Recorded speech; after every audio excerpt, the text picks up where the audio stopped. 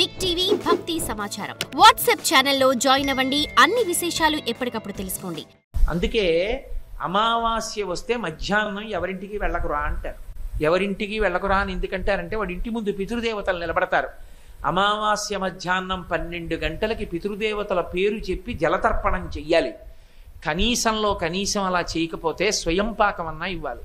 స్వయం పాకమన్నా ఇవ్వకపోతే 12 గంటలకి లేచి నిలబడి చెప్పులు విప్పి 2 చేతులు 3 మాటలు ఇలా అనాలి. నాన్నగారండి ఏమనుకోకండి, నేను ఇవాళ ఏమీ మీకు పెట్టలేకపోతున్నానని 3 మాటలు చెయ్యి ఊపాలి.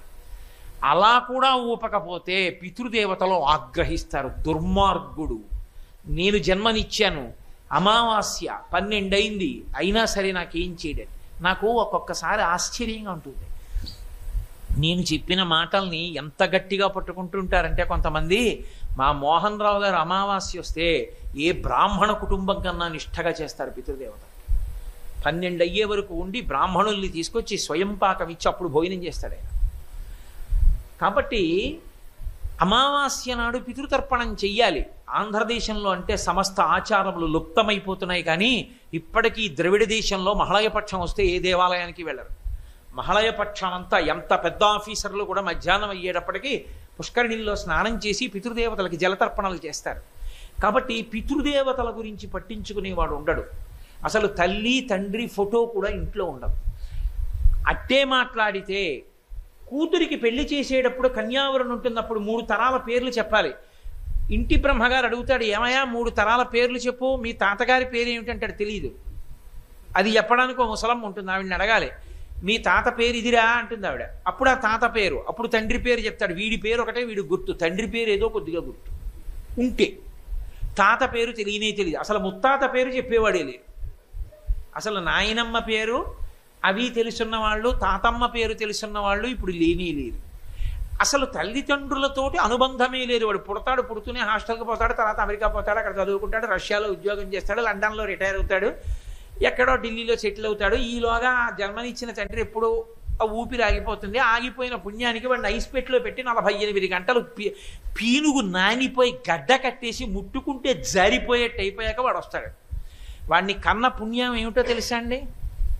కొడుకు అడగాలి అగ్నిహోత్రుణ్ణి, ఆ కట్టెల మీద పెట్టేటప్పుడు ప్రార్థన చేస్తాడు, మా నాన్న బతికున్నంత కాలం నిన్ను పరమభక్తితో ఆరాధన చేశాడు, మా నాన్నని కాల్చక అలా చేసి ఇబ్బంది పెట్టకయా, మా నాన్నని భగ్గుమన కాల్చి నీలో హవిస్సు వేస్తే దేవతలకు ఎలా తీసుకెళ్ళావో అలా మా నాన్న శరీరముతో ఉన్న నాళ్ళు నిన్ను గౌరవించాడు, మా నాన్న శరీరాన్ని హవిస్సుగా దేవతలకి తీసుకెళ్ళి అని ప్రార్థన చెయ్యాలి.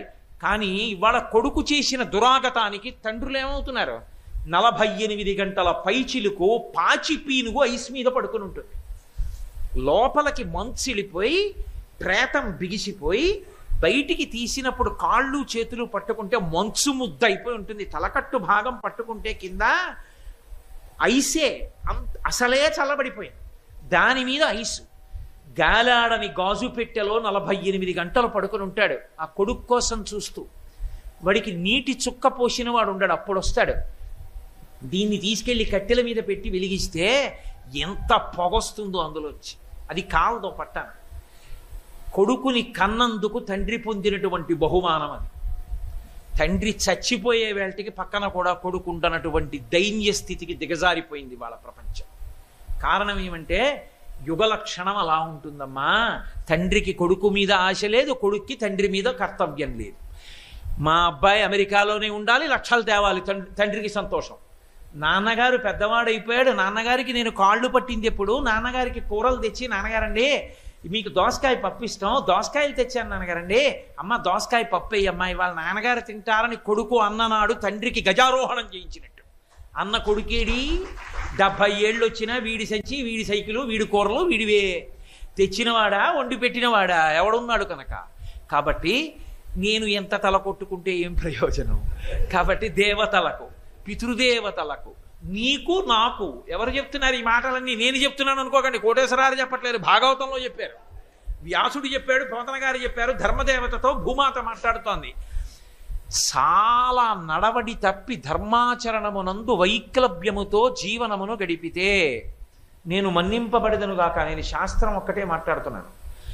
అలా ప్రవర్తిస్తే తర్వాతి కాలంలో వాళ్ళు ఏం చేస్తారంటే వంశము లేకుండా చేస్తారు. అంటే వాళ్ళు చేసే పని అదే. అందుకే తద్దినం పెట్టకపోతే ఏమవుతుంది అని అడిగారు అనుకోండి, వాడికి ఏం ఉండదు, కర్తకేం ఇబ్బంది రాదు. కానీ తర్వాత వాళ్ళ పిల్లలకి ఇబ్బంది వస్తుంది, కొడుకులు పుట్టరు. పితృదేవతల్ని సంప్రదిస్తాడు ఈశ్వరుడు, ఇవ్వమా కొడుకులను అడుగుతాడు. వాడు ఏం చేశాడని ఇవ్వడం, వాడికి పితృదేవతా స్థానంలో ఈ అభిమానాలు మర్యాదలు ఏముండవు, ఇవ్వక్కర్లేదని చెప్తారు పితృదేవతలు. కొడుకుల్ని ఇవ్వరిక, కర్మసంతానం ఉండదు. అక్కడితో ఆ ఇంటి సింహాసనానికి నీరాజనం ఆగిపోతుంది. ఆగిపోయి అల్లుడి గోత్రం వేరు, అల్లుడు ఈ సింహాసనాన్ని తీసుకోడు. కాబట్టి ఏం చేస్తారంటే ఆ పంచాయతనాన్ని, ఆ సింహాసనాన్ని నీటిలో కలిపేయవలసి ఉంటుంది. ఆ స్థితి రాకూడదు అంటే, కొడుకు ఉండాలి అంటే పితృదేవతల యొక్క అనుగ్రహం ఉండాలి. పితృదేవతల యొక్క అనుగ్రహము దేనికి కలుగుతుంది? శ్రాద్ధ కర్మ చేత. శ్రాద్ధ కర్మ అన్న మాటకు అర్థం ఏంటంటే శ్రద్ధతో చేయునది. శ్రద్ధతో చేయునది అన్న మాటకు అర్థం ఏమిటి? శ్రద్ధ అంటే ఏమిటి అంటే శంకర భగవత్పాదులు వ్యాఖ్యానం చేశారు శ్రద్ధ అన్న మాటని. శాస్త్రస్య గురువాక్యస్య సత్యబుద్ధ్యావధారణ. శాస్త్రము గురువు గారు ఏం చెప్పారో అది సత్యమన్న బుద్ధితో చేసినది. ఇక్కడ నేను పిండం పెడితే మా నాన్నగారు తింటారా అండి? ఎందుకు పెట్టాలండి అంటే, నువ్వు ఇక్కడ మనీ ఆర్డర్ కట్టావు, పోస్ట్ మ్యాన్ దగ్గరికి వెళ్ళి పోస్ట్ మాస్టర్కి డబ్బు ఇచ్చి మనీ ఆర్డర్ కట్టావు. మా అబ్బాయికి డబ్బు పట్టుకెళ్ళి ఇస్తాడో ఇవ్వడో అని నువ్వు మళ్ళీ బొంబాయి వెళ్ళిపోతున్నావా? నీ కొడుక్కి వాడు పట్టుకెళ్ళి ఇస్తున్నాడో లేదో చూడడానికి. ఇక్కడ నువ్వు కట్టిన డబ్బు పోస్ట్ మాస్టర్ తంత్రి విధానం ద్వారా నీ కొడుక్కి పట్టుకెళ్ళి ఇవ్వగలిగితే, వేదం చెప్పిన మంత్రములకు ఇక్కడ పెట్టిన పిండానికి నీ పితృదేవతల ఆకలి తీరదని నువ్వు ఎందుకు అనుకుంటున్నావు? నువ్వు పెట్టుకున్న విధానంలోనే ఇది ఉంటే పరమేశ్వరుడు పెట్టిన వ్యవస్థ ఎందు ఉండదు. కాబట్టి సాశ్రద్ధ కటితా సిద్భి యయా వస్తూపలభ్యతే అంటారు శంకర భగవత్పాదులు. శాస్త్రమునందు గురువాక్యమునందు నమ్మకముండి శ్రద్ధతో చేయుట. పితృకార్యం చేస్తే సంతోషిస్తారని మీరు అనుకోకండి. శ్రాద్ధం పెడితే, శ్రాద్ధం పెట్టినప్పుడు విధి ఉంది, అలా చెయ్యాలి. ముందు రోజు స్నానం చెయ్యాలి, తలస్నానం. పితృదేవతల కొరకు స్నానం చేస్తే, రేపు మా నాన్నగారి తద్దినం అంటే నేను ఇవాళ తలస్నానం చేశాను అనుకోండి, ఇక నేను ఎవరికి ఆశీర్వచనం చేయకూడదు, విశేషమైన దేవతారాధన చేయకూడదు, దేవాలయాల్లోకి వెళ్ళకూడదు.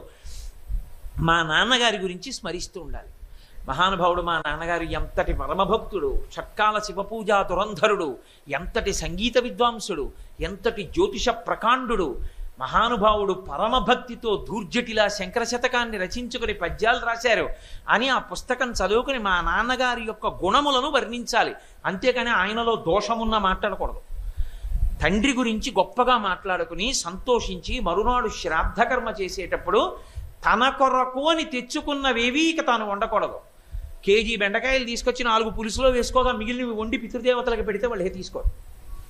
వారి కొరకనే తేవాలంతే. తెచ్చినవన్నీ వారి కొరకే. పితృదేవత శ్రాద్ధం కొరకు తెచ్చుకున్నాను అంటారు, తీసుకురావాలి. తీసుకొచ్చి సాధ్యమైనంత వరకు భార్య పచనం చెయ్యాలి. ఇంటి కోడలు కోడలు కోడలు అని తండ్రి పరితపించిపోతాడు. కోడలది కొడుకు కన్నా శక్తివంతమైన స్థానం. ఎందుచేతనంటే ఆ తిథి వచ్చినా కోడలు ఇంట్లోకి రాకుండా అశౌచం ఏదైనా ఉందనుకోండి, రాడు పితృదేవత. నా కోడలు ఇంట్లోకి రాకూడదు, నేను రానంటాడు. ఆమెకి స్నానం అయిన తర్వాత వస్తారు పితృదేవతలు. తద్దినం వాయిదా పడిపోతుంది. ఆమెకి శౌచం వచ్చిన రోజున తద్దినం పెడతారు. అంటే కోడలి స్థానం ఎంత గొప్పదో. అందుకే కోడల్ని తెచ్చుకునేటప్పుడు అత్యంత పరాకుగా చూసుకునేది ఏదంటే ఆ కుటుంబానికి శాస్త్రంలో ఉన్న నమ్మకం. లేకపోతే నశించిపోతావు. రేపు పొద్దున నీకు దీపం కూడా పెట్టదు. For more videos like this, subscribe Big TV channel.